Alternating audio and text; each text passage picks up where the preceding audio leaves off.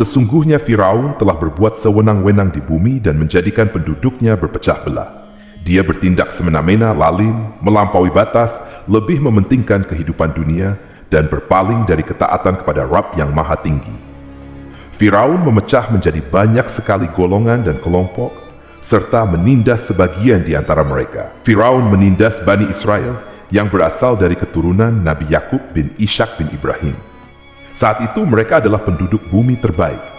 Mereka berada di bawah kuasa Raja Tiran yang zalim, kafir, dan keji, yang memperbudak dan mempekerjakan mereka untuk pekerjaan-pekerjaan hina. Ada banyak faktor yang melatar belakangi perbuatan raja tersebut. Selain karena kebencian, ada juga faktor ramalan yang beredar pada saat itu. Bani Israel mengalami siksaan dan penyiksaan yang tidak terkira. Nabi Musa yang diutus Allah Subhanahu wa Ta'ala untuk membebaskan Bani Israel telah berulang kali memperingatkan Firaun agar membebaskan kaumnya. Namun Firaun tetap bersikeras dan menolak. Suatu hari, Allah Subhanahu wa Ta'ala memerintahkan Nabi Musa untuk kembali kepada Firaun dan menunjukkan mukjizat untuk meyakinkannya. Nabi Musa membawa tongkatnya dan bertemu Firaun di hadapan rakyatnya. Di sana, Nabi Musa menunjukkan beberapa mukjizat termasuk mengubah tongkatnya menjadi ular raksasa, serta tangannya yang mengeluarkan cahaya. Namun, Firaun tetap ingkar, dan dari situlah awal mula kehancuran Firaun dan pengikutnya.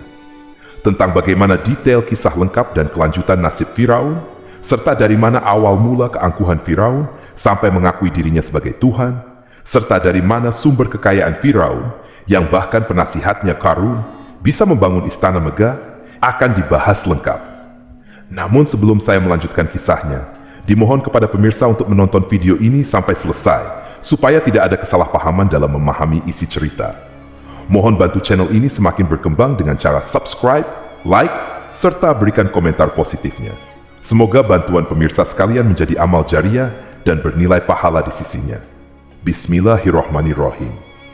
Firaun menguasai seluruh negeri. Seiring dengan makmurnya negeri Mesir, kekuasaan Firaun semakin hari semakin bertambah. Firaun berkuasa tanpa ada yang berani menentang, dan dia membuat keputusan sesuka hatinya. Bahkan dengan kesombongannya, dia sampai berani mengaku sebagai Tuhan. Gelar Firaun, Raja Mesir kuno, punya pengaruh besar dan diyakini sebagai seseorang yang bertanggung jawab untuk melindungi dunia pada saat itu. Firaun bukanlah nama seseorang, melainkan sebutan dalam Al-Quran yang merujuk pada seorang Raja Mesir yang sombong, suka menindas, dan sering melampaui batas, yang hidup ketika Nabi Musa AS bayi sampai dirinya dibinasakan Allah SWT di Laut Merah. Firaun merupakan sebuah gelar bagi raja-raja Mesir yang muncul di era New Kingdom. Allah SWT berfirman dalam surah Al-Fajr ayat 10 yang berbunyi, "Wa Fir'auna dil autad" 11. Artinya, dan Fir'aun yang mempunyai pasasak bangunan yang besar. Pendapat Syekh Abdurrahman As-Sadi mengatakan bahwa Firaun merupakan gelar yang diberikan kepada raja-raja Mesir. Sebagaimana Raja Babel disebut Namrud, Raja Habasyah disebut An-Najasi, Raja Yaman disebut Al-Kil, atau Raja Persia yang disebut Kisra, dan penguasa Roma yang dijuluki Kaisar. Sebutan Firaun dalam Al-Quran ini menjurus kepada Raja Mesir yang hidup pada tahun 1127 sebelum Masehi. Firaun dikhususkan untuk menyebut penguasa Mesir yang membangkang dan tidak beriman kepada Allah SWT. Sedangkan yang beriman kepadanya dikenal dengan nama Malik, yang saat itu hidup di zaman Nabi Yusuf AS. Sebagian ahli sejarah mengatakan bahwa penguasa Mesir pada masa Nabi Yusuf disebut Al-Malik, Raja, tidak disebut Firaun, karena kedua penguasa ini berbeda asal daerahnya. Penguasa Mesir pada masa Nabi Yusuf berasal dari Mesir pesisir, sehingga mudah menerima perubahan. Sedangkan Firaun pada masa Nabi Musa berasal dari pedalaman Mesir, yang mempunyai watak dan karakter keras dan kolot, tidak mudah menerima perubahan, dan tidak mudah menerima orang-orang dari luar kalangan mereka. Dari keterangan di atas, dipahami kenapa penguasa raja Mesir pada masa Nabi Yusuf percaya kepada Nabi Yusuf dan mengikuti agama Nabi Yusuf, Islam, kemudian diikuti oleh rakyatnya. Sebagian ahli sejarah menyamakan Firaun dengan Mashab ibn Rayyan. Ada pula yang menyatakan bahwa Firaun adalah anaknya Walid ibn Mashab ibn Rayyan dari salah satu kaum Ad. Para Firaun Mesir kuno memperoleh kekayaan dan membangun kerajaan mereka yang megah melalui berbagai sumber. Beberapa sumber utama kekayaan dan pembangunan kerajaan Firaun adalah sumber daya alam. Mesir kuno diberkati dengan sumber daya alam yang melimpah, termasuk emas, tembaga, dan batu mulia yang ditambang dari wilayah gurun dan lembah. Sungai Nil juga menyediakan tanah yang subur untuk pertanian, yang menjadi dasar ekonomi Mesir kuno. Air yang sangat penting ini memungkinkan kota-kota tumbuh di tengah gurun. Lonjakan air dan nutrisi itu mengubah lembah Nil menjadi tanah pertanian yang produktif.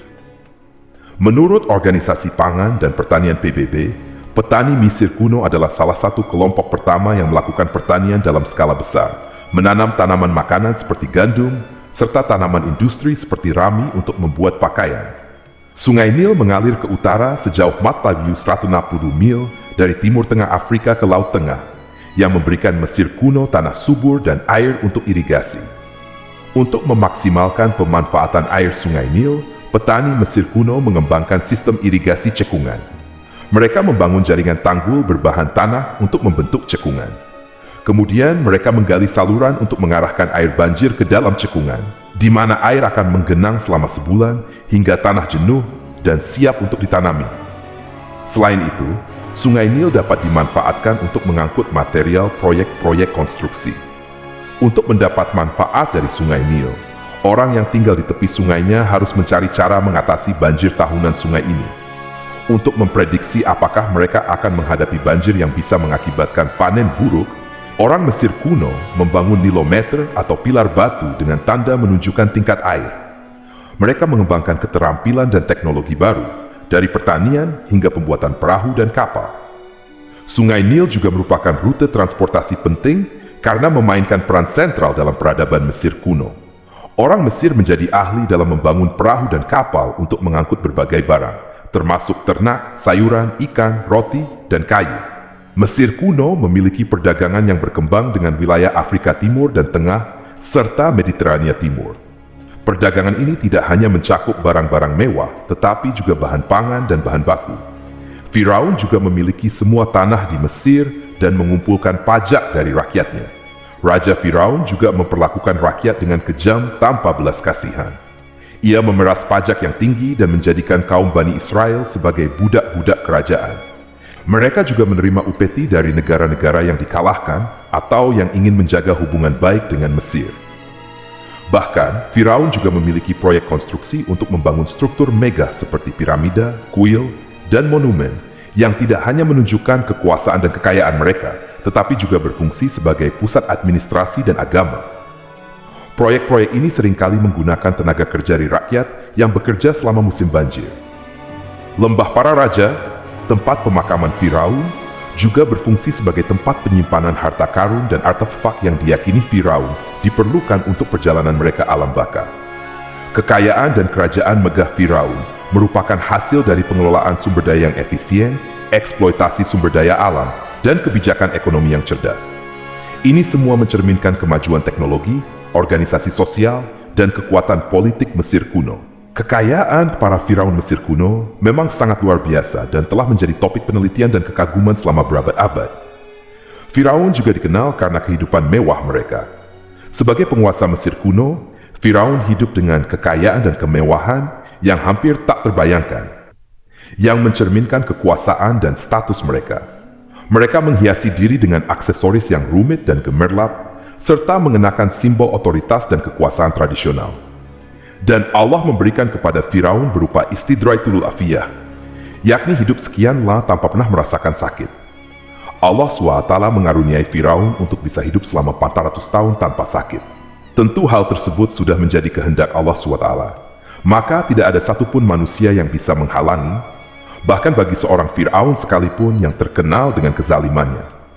Namun, dengan karunia yang diberikan Allah tersebut, bukannya menjadikan Firaun sebagai manusia yang bersyukur, tetapi malah membangkitkan kesombongan dan kesesatannya. Puncak kesombongan Firaun juga dicatat dalam Al-Quran sebagai penguasa tangan besi dan manusia yang pernah mengaku Tuhan. Aku adalah Tuhan kalian yang paling tinggi. Nathumur. Firaun hidup selama 46 tahun. Selama hidupnya, Firaun memiliki tubuh yang sehat dan bugar tanpa pernah mengalami sakit, bahkan sekadar pusing atau flu sekalipun. Firaun bahkan tidak pernah merasakan kelelahan. Firaun tidak pernah merasakan perihnya lapar. Kerongkongannya tidak pernah tersentuh panasnya dahaga.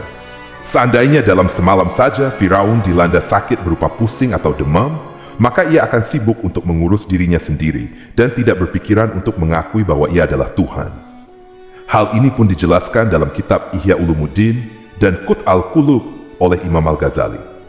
Sesungguhnya yang menyebabkan Firaun sampai berani mengatakan, "Aku adalah Tuhan kalian yang maha tinggi." Hal ini disebabkan karena ia mengalami masa sehat dalam hidupnya yang begitu lama. Kekejaman Raja Firaun diikuti dengan kesombongannya. Ia enggan bersyukur atas kemakmuran yang dianugerahkan Allah SWT. Ia justru menjadi negeri Mesir penuh dengan kemusyrikan. Sungguh, dia Firaun termasuk orang yang berbuat kerusakan. Dan kami hendak memberi karunia kepada orang-orang yang tertindas di bumi itu. Dan hendak menjadikan mereka pemimpin dan menjadikan mereka orang-orang yang mewarisi bumi. Dan kami teguhkan kedudukan mereka di bumi. Dan kami perlihatkan kepada Firaun dan Haman bersama bala tentaranya apa yang selalu mereka takutkan dari mereka.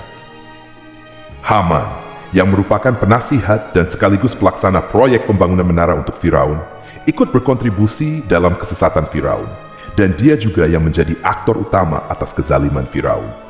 Haman nantinya memberikan nasihat kepada Firaun dan mendorongnya untuk menolak ajaran Nabi Musa AS. Faktor yang mendorong Firaun melakukan tindakan keji ini adalah bahwa Bani Israel mempelajari suatu hal yang mereka riwayatkan dari Ibrahim, bahwa suatu saat nanti akan lahir seorang anak dari Bani Israel yang akan menghancurkan kekuasaan Raja Mesir.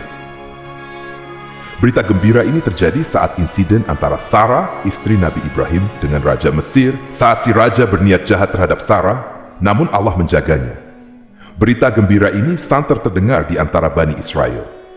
Kaum Kipti juga ikut membicarakan berita ini, hingga sampai juga ke telinga Firaun. Sebagian amir dan orang-orang dekat Firaun menyampaikan hal itu kepadanya saat tengah berbincang pada malam hari.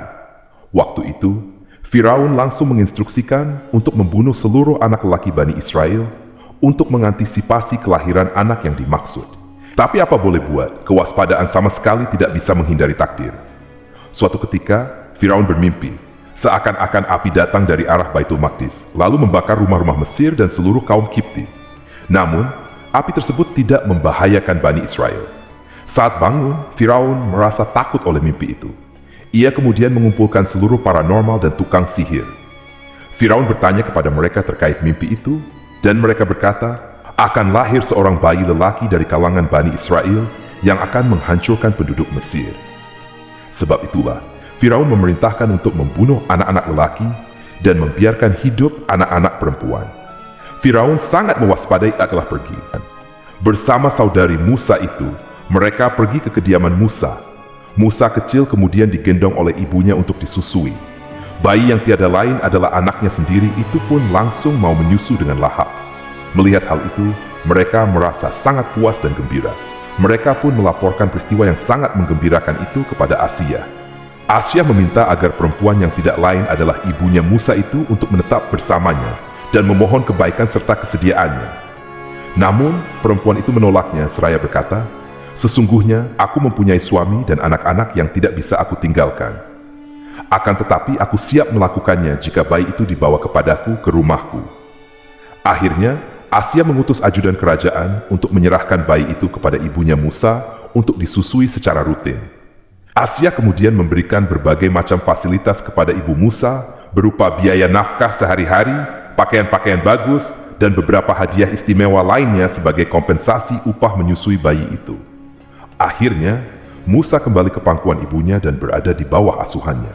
Allah telah menyatukan kembali bayi yang bernama Musa itu dengan ibunya sendiri setelah terpisah. Firaun tidak akan menyangka jika Allah telah mempersiapkan sesuatu yang besar lewat kehadiran Musa kecil di kerajaannya. Sang raja bengis yang terperdaya oleh banyaknya pasukan yang dimiliki, kekuasaan, dan luasnya kerajaan. Yang Maha Agung yang tak terkalahkan dan takdirnya tak bisa ditentang. Allah telah memutuskan bahwa bayi yang dia dan pengikutnya waspadai keberadaannya itu, hingga dengan bengis membunuh banyak sekali nyawa yang tak terhitung jumlahnya. Padahal anak tersebut justru tumbuh dewasa di kediamannya, di atas kasurnya, memakan makanan dan minuman yang ada di rumahnya. Firaun sendiri yang justru mengadopsi, merawat, dan mengasuhnya tanpa menyadari rahasia di balik itu. Anak itu yang membuatnya binasa di dunia dan akhirat karena dia menentang kebenaran nyata yang disampaikan kepadanya. Nabi Musa tumbuh dan hidup sebagai salah seorang dari keluarga kerajaan hingga mencapai usia dewasanya, di mana ia memperoleh asuhan dan pendidikan sesuai dengan tradisi istana. Allah Subhanahu wa Ta'ala menganugerahkannya hikmah dan pengetahuan sebagai persiapan tugas kenabian dan risalah yang diwahyukan kepadanya. Musa tumbuh menjadi seorang pemuda yang mempunyai fisik dan akhlak yang kuat.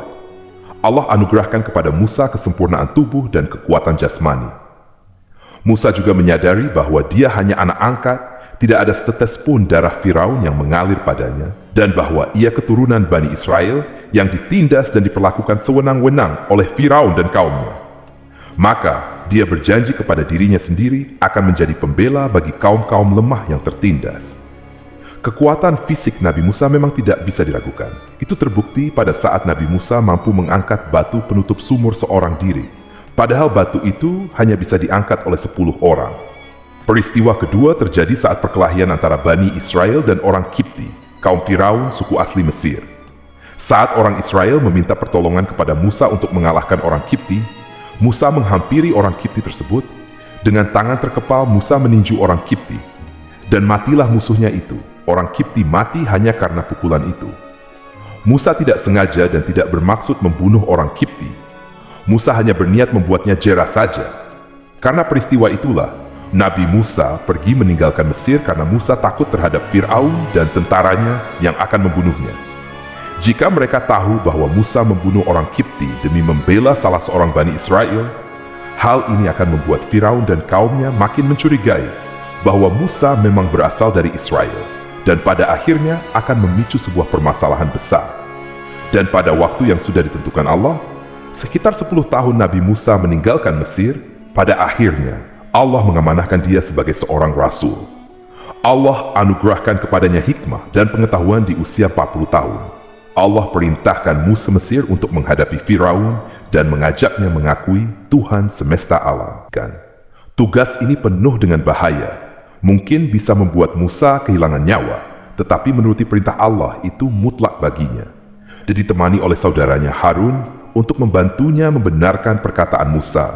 Lidah Musa cedal karena bara api yang dulu pernah Musa letakkan di lidahnya. Saat Firaun hendak menguji akalnya setelah menarik jenggot Firaun saat Musa masih kecil, hingga Firaun bermaksud membunuhnya. Asyah mengkhawatirkan Musa lalu berkata, dia masih kecil. Firaun kemudian menguji Musa dengan meletakkan buah dan bara api di hadapannya. Musa kecil bermaksud untuk meraih buah-buahan, tetapi tangannya dialihkan oleh malaikat. Lalu Musa mengambil bara api dan ia letakkan di lidahnya. Lidahnya cedal karena bara api ini. Musa meminta kepada Allah agar kekakuan yang ada di lidahnya dihilangkan sebagian, sebatas agar kata-katanya bisa dipahami, dan tidak meminta untuk dihilangkan secara total, karena para rasul hanya meminta sebatas yang diperlukan. Pergilah kamu berdua kepada Firaun, karena dia benar-benar telah melampaui batas. Maka berbicaralah kamu berdua kepadanya Firaun dengan kata-kata yang lemah lembut, mudah-mudahan dia sadar atau takut. Ini merupakan sifat santun, mulia, kasih sayang, dan rahmat Allah terhadap makhluknya. Meskipun Allah mengetahui kekafiran, kesewenang-wenangan, dan kesombongan Firaun, bersama Harun, Musa mendatangi Firaun setelah menemui beberapa rintangan yang lazim ketika akan menemui raja pada waktu itu. Pertemuan Musa dan Harun juga dihadiri oleh beberapa anggota pemerintahan dan penasihat. Bertanya Firaun kepada mereka berdua, siapakah kalian berdua ini? Musa menjawab, kami, Musa dan Harun, adalah pesuruh Allah SWT agar kamu membebaskan Bani Israel dari perbudakan dan penindasanmu dan menyerahkan mereka kepada kami, agar mereka menyembah Allah dengan leluasa dan menghindari siksaanmu. Firaun, yang segera mengenal Musa, berkata kepadanya, bukankah engkau Musa yang sudah kami asuh sejak bayimu, dan kami asuh dalam istana sampai usia remajamu, mendapat pendidikan dan pengajaran yang menjadikan engkau pandai? Dan bukankah engkau yang melakukan pembunuhan terhadap seorang dari golongan kami? Sudahkah engkau lupa terhadap itu semua, dan tak ingat akan jasa kami kepadamu? Musa menjawab, bahwasanya engkau telah mengurus aku sejak masa bayiku. Itu bukanlah jasa yang dapat kamu banggakan, karena jatuhnya aku pada tanganmu akibat kekejaman dan kezalimanmu, tatkala engkau memerintah agar orang-orangmu menyembelih setiap bayi laki-laki yang lahir. sehingga ibuku membiarkanku mengapung di sungai Nil, dan aku dipungut oleh istrimu, sehingga selamatlah aku dari perintah penyembelihan yang engkau perintahkan. Dan kebaikan yang kau sebutkan itu sebanding dengan perlakuanmu terhadap sebuah suku bangsa besar, yaitu Bani Israel secara keseluruhan.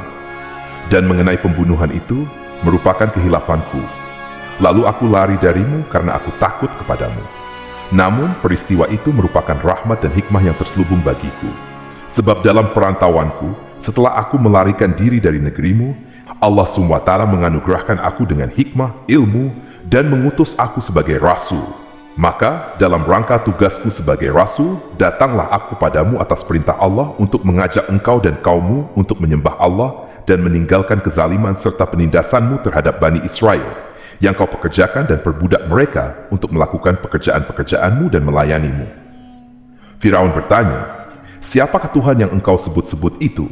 Hai Musa, adakah Tuhan di atas bumi ini selain aku yang patut disembah dan dipuja? Musa menjawab, ya, yaitu Tuhan dan Tuhan nenek moyangmu serta Tuhan alamsa. Firaun bertanya, tugas ini penuh dengan bahaya, mungkin bisa membuat Musa kehilangan nyawa, tetapi menuruti perintah Allah itu mutlak baginya.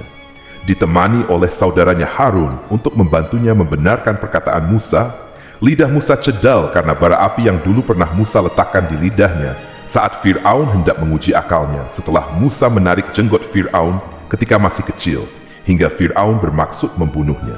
Asyah mengkhawatirkan Musa lalu berkata, dia masih kecil. Firaun kemudian menguji Musa dengan meletakkan buah dan bara api di hadapannya. Musa kecil bermaksud untuk meraih buah-buahan, tetapi tangannya dialihkan oleh malaikat. Lalu Musa mengambil bara api dan meletakkannya di lidahnya. Lidahnya menjadi jedal karena bara api ini. Musa meminta kepada Allah agar kekakuan yang ada di lidahnya dihilangkan sebagian, sebatas agar kata-katanya bisa dipahami, dan tidak meminta untuk dihilang secara total. Karena para rasul hanya meminta sebatas yang diperlukan. Pergilah kamu berdua kepada Firaun, karena dia benar-benar telah melampaui batas. Maka berbicaralah kamu berdua kepadanya, dengan kata-kata yang lemah lembut, mudah-mudahan dia sadar atau takut. Ini merupakan sifat santun, mulia, kasih sayang, dan rahmat Allah terhadap makhluknya. Meskipun Allah mengetahui kekafiran, kesewenang-wenangan, dan kesombongan Firaun. Bersama Harun, Musa mendatangi Firaun setelah menemui beberapa rintangan yang lazim ketika akan menemui raja pada waktu itu. Pertemuan Musa dan Harun juga dihadiri oleh beberapa anggota pemerintahan dan penasihat. Firaun bertanya kepada mereka berdua, siapakah kalian berdua ini?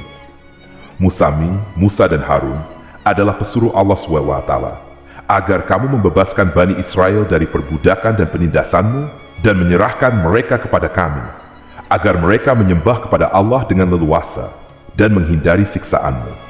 Firaun yang segera mengenal Musa, berkata kepadanya, bukankah engkau Musa yang sudah kami asuh sejak bayi, dan kami asuh dalam istana sampai usia remajamu, mendapat pendidikan dan pengajaran yang menjadikan engkau pandai.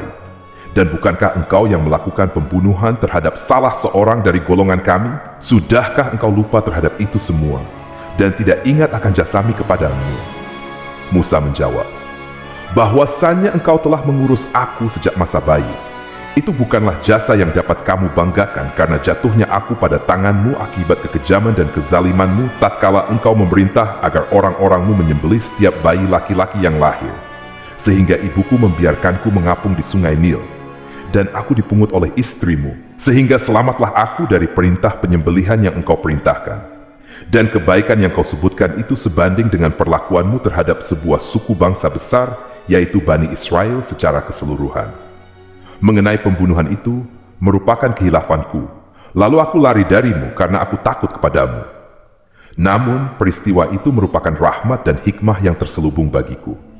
Sebab dalam perantauanku, setelah aku melarikan diri dari negerimu, Allah SWT menganugerahkan aku dengan hikmah dan ilmu, serta mengutus aku sebagai rasul. Maka dalam rangka tugasku sebagai rasul, datanglah aku kepadamu atas perintah Allah untuk mengajak engkau dan kaummu untuk menyembah Allah dan meninggalkan kezaliman serta penindasanmu terhadap Bani Israel, yang kau pekerjakan dan perbudak mereka untuk melakukan pekerjaan-pekerjaanmu dan melayanimu. Firaun bertanya, siapakah Tuhan yang engkau sebut-sebut itu, hai Musa? "Adakah Tuhan di atas bumi ini selain aku yang patut disembah dan dipuja?" Musa menjawab, "Ya, yaitu Tuhanmu dan Tuhan nenek moyangmu serta Tuhan alam semesta." Firaun bertanya, "Siapakah Tuhan alam semesta itu?" Musa menjawab, "Ialah Tuhan langit dan bumi dan segala yang ada di langit dan bumi." Berkatalah Firaun kepada para penasihat dan pembesarnya, "Sesungguhnya rasul yang diutus kepada kamu ini adalah seorang yang gila." Kemudian ia balik bertanya kepada Harun dan Musa, "Siapakah Tuhan kamu berdua?" Firaun berkata, "Akulah Tuhanmu yang paling tinggi di suku penupata." Firaun berkata, "Wahai para pembesar kaumku, aku tidak mengetahui ada Tuhan bagimu selain aku." Firaun menentang, padahal ia tahu bahwa ia adalah hamba yang diatur. Dan Allah lah yang menciptakan dan memberi bentuk rupa, ilah yang sebenarnya, seperti yang Allah sampaikan.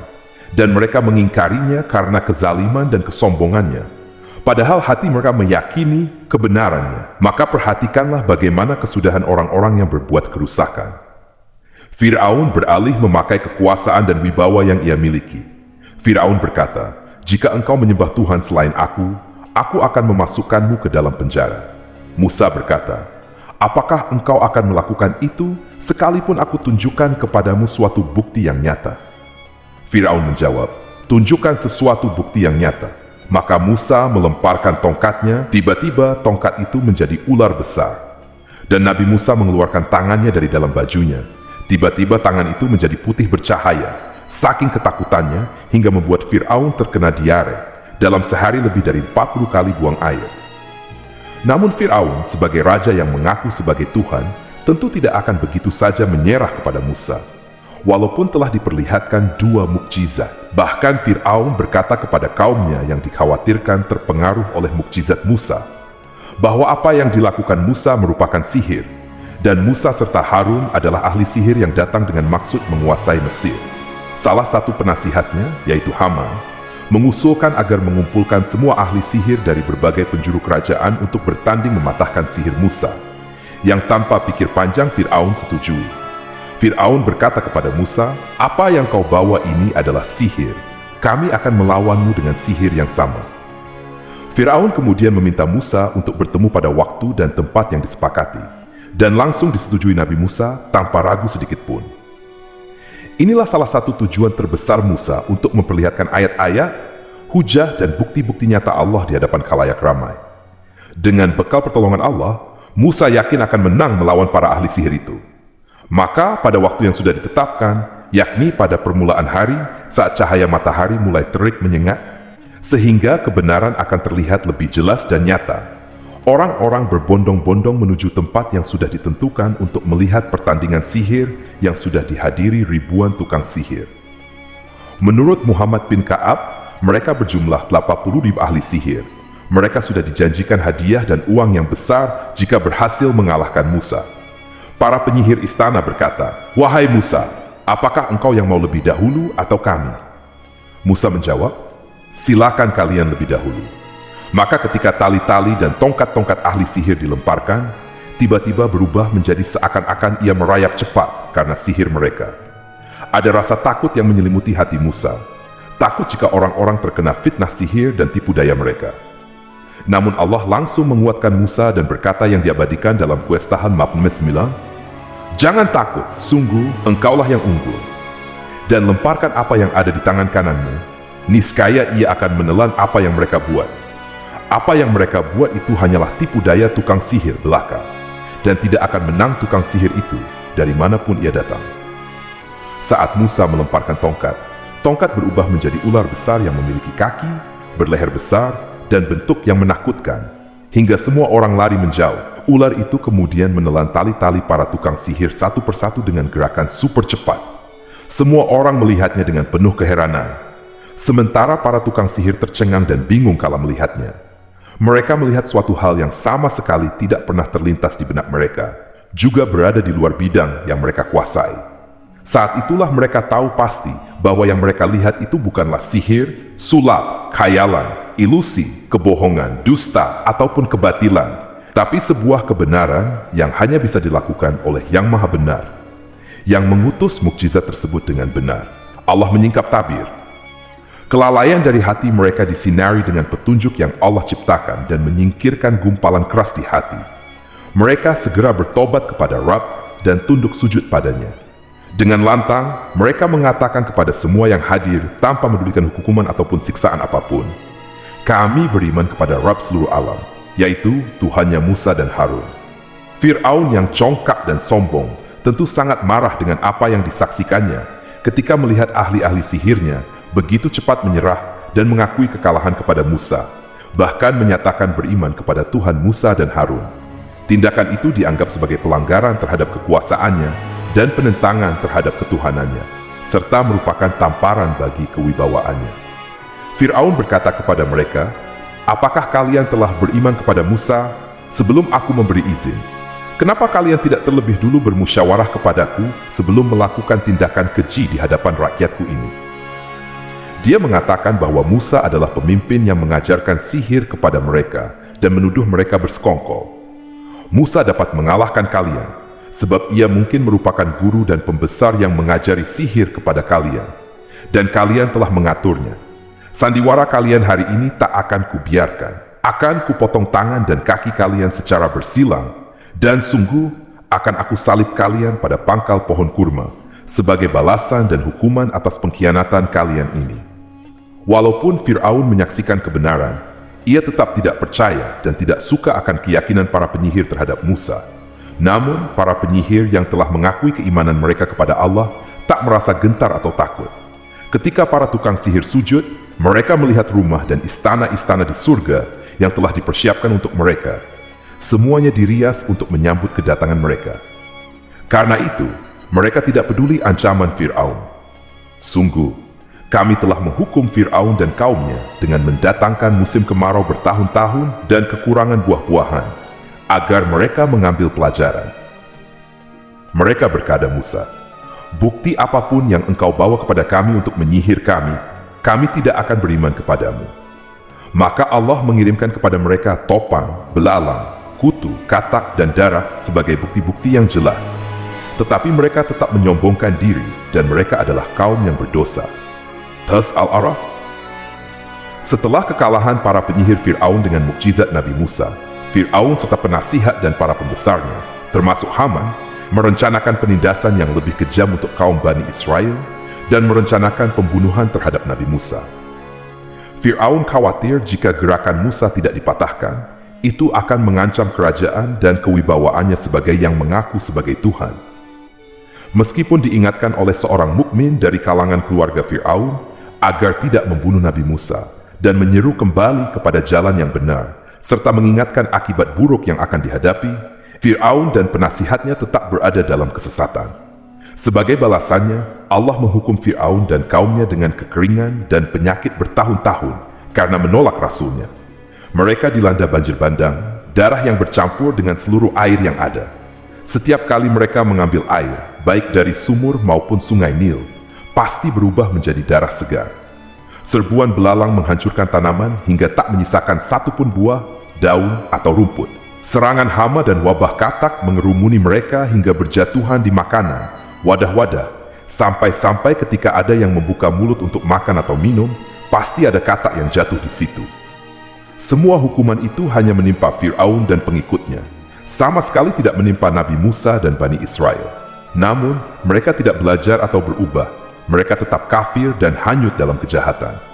Setiap kali Allah menimpakan hukuman kepada Fir'aun dan pengikutnya, mereka bersumpah dan berjanji kepada Musa untuk beriman. Namun ketika hukuman itu dihilangkan, mereka ingkar janji, berpaling, dan kembali pada keburukan seperti sedia kala. Dari semua penderitaan ini, Allah memerintahkan Musa membawa pengikutnya keluar dari Mesir, memulai perjalanan berbahaya antara hidup dan mati.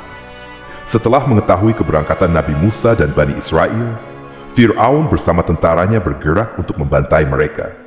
Dengan pasukan besar yang berjumlah lebih dari 1.500 personil, ditambah 100.000 ekor kuda berwarna hitam legam, Fir'aun berhasil mengejar rombongan Nabi Musa yang saat itu berjumlah 600.000 prajurit di pantai Laut Merah saat matahari terbit. Pasukan Fir'aun mengepung mereka dari semua arah. Di belakang mereka ada tentara Fir'aun yang kejam. Sementara di hadapan mereka Laut Merah membentang luas. Di masa kritis ini, Nabi Musa berdoa pada Allah, dan Allah mengabulkan doanya. Setelah semua pilihan habis, doanya yang tulus diterima oleh Allah yang Maha Penolong. Allah memerintahkan Musa memukul laut dengan tongkatnya, dan secara ajaib saat Musa memukul air, Laut Merah terbelah, membuat jalur melalui air yang terbelah. Menyaksikan mukjizat ini, Bani Israel mengikuti Musa menyeberang ke sisi lain laut melalui jalur kering yang terbuka secara ajaib. Fir'aun dengan kesombongannya melihat keajaiban ini, namun tak memerintahkan tentaranya mengejar Nabi Musa dan ikutnya. Saat Fir'aun dan tentaranya berada di tengah laut, Allah memberikan perintah, dan air yang mengamuk menelan tentara yang kafir. Laut menelan Fir'aun dan tentaranya, dan kami menyelamatkan Bani Israel melintasi laut. Fir'aun dan bala tentaranya mengikuti mereka untuk menzalimi dan menindas mereka, sehingga ketika Fir'aun hampir tenggelam, dia berkata, "Aku percaya bahwa tidak ada Tuhan melainkan Tuhan yang dipercayai oleh Bani Israel, dan aku termasuk orang-orang Muslim berserah diri." Namun Allah menjawab, "Mengapa baru sekarang kamu beriman? Padahal sesungguhnya engkau telah durhaka sejak dahulu, dan engkau termasuk orang yang berbuat kerusakan. Maka pada hari ini, kami selamatkan jasadmu, agar engkau dapat menjadi pelajaran bagi orang-orang yang datang setelahmu. Tetapi kebanyakan manusia tidak mengindahkan tanda-tanda kekuasaan kami." Surat Yunus ayat 90 hingga 92. Gelombang besar menelan Fir'aun dan tentaranya, sehingga Allah melindungi mereka yang beriman dari kejahatan mereka yang kafir. Setelah Fir'aun tenggelam, jasadnya ditemukan dan diawetkan menjadi mumi, namun kematiannya dicatat sebagai kematian alami dalam catatan istana. Bangsa Kipti terkenal suka menyembunyikan kekalahan mereka dan tidak mencatat kekalahan yang teramat besar itu. Menariknya, Al-Quran mengungkapkan informasi ini di zaman ketika praktik pengawetan mumi dan ditemukannya makam-makam Fir'aun masih belum populer. Namun pada abad-abad berikutnya, yakni abad ke-11 dan ke-19, makam ini ditemukan dan jasad mumi para Fir'aun sekarang dipamerkan di museum. Kisah ini menjadi pengingat bahwa setiap individu punya kebebasan memilih dan menjalani hidupnya, dan pada akhirnya meninggalkan dunia ini. Fir'aun mengingkari Allah, Sang Pencipta alam semesta, dan menganggap dirinya sebagai Tuhan. Akibat dari pilihannya ini membuat dia berakhir tragis. Ada yang bilang jiwa manusia seperti Fir'aun dan hati mereka seperti Musa. Dalam diri setiap orang ada pergulatan seperti Nabi Musa dan Fir'aun. Nafsu kita mendorong kita pada sifat egois dan angkuh, seperti sifat Fir'aun. Jadi mari kita sinari hati kita dengan cahaya Al-Quran dan menjaganya agar tetap bersih, sehingga kita bisa menang pada konflik dalam diri kita. Mari kita kembali pada Allah sebagai hamba, bukan kafir. Kekafiran Fir'aun bertahan hingga ajalnya. Dia hidup membangkang dan tidak taat pada Allah, dan keimanannya di akhir hayatnya tidak diterima. Apa gunanya bilang aku percaya setelah semuanya ditunjukkan?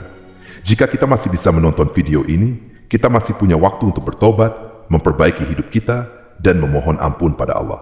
Kita mungkin tidak seburuk Fir'aun, tapi ingat, Fir'aun dulunya juga bayi yang tidak berdosa, namun dosa-dosanya menumpuk dan mengunci takdirnya. Semoga Allah membuka pintu hati kita sebelum ajal menjemput.